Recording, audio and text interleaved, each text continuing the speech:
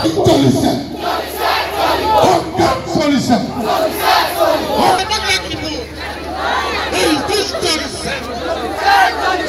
বিগত ৩টা দশক ধৰি টাই আহোম লোকসকলে জনজাতিকৰণ বিচাৰি আছে, কিন্তু এখন চৰকাৰেও কিন্তু আমাক জনজাতিকৰণ প্ৰদান কৰা নাই। গতিকে এই ক্ষেত্ৰত আমি আজি জোৰ সমদল কাৰ্যসূচীৰ যোগেদি আমি সকীয়াই দিব বিচাৰিছোঁ।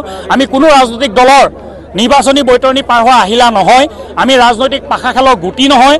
গতিকে কংগ্ৰেছে আমাক প্ৰতাৰণা কৰিব, বিজেপি আমাক প্ৰতাৰণা কৰিব, বাৰে বাৰে প্ৰত্যেকটো ৰাজনৈতিক দলে আমাক প্ৰতাৰণা কৰি থাকিব, এই আমি সহ্য কৰা নহ'ব। আমি দেখিলোঁ যে কংগ্ৰেছে আমাক প্ৰতাৰণা কৰাৰ বাবে, কংগ্ৰেছে আমাক জনজাতিকৰণ নকৰাৰ বাবে কংগ্ৰেছক 2014 চনৰ পাছত টাই আহোম ৰাইজে বা 6 জনগোষ্ঠীয় ৰাইজে প্ৰত্যাখ্যান কৰি আহিছে। আজি বিজেপি দল চৰকাৰলৈ অহাৰ পাছত আমি আশাবাদী আছিলোঁ যে টাই আহোমকে ধৰি 6 জনগোষ্ঠীৰ জনজাতিকৰণ হ'ব, কিন্তু আমি আজি তাৰিখত দেখিছোঁ যে বিজেপি দলেও যিটো আমাক প্ৰতিশ্ৰুতি দিছিলে তেওঁলোকে প্ৰতিশ্ৰুতি আমাক পূৰণ কৰা নাই।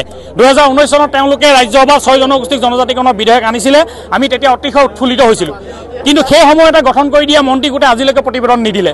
অসমৰ মুখ্যমন্ত্ৰীগৰাকীয়ে 25 নৱেম্বৰত এই প্ৰতিবেদনখন অসম বিধানসভাত আলোচনা কৰা হ'ব বুলি কৈছে।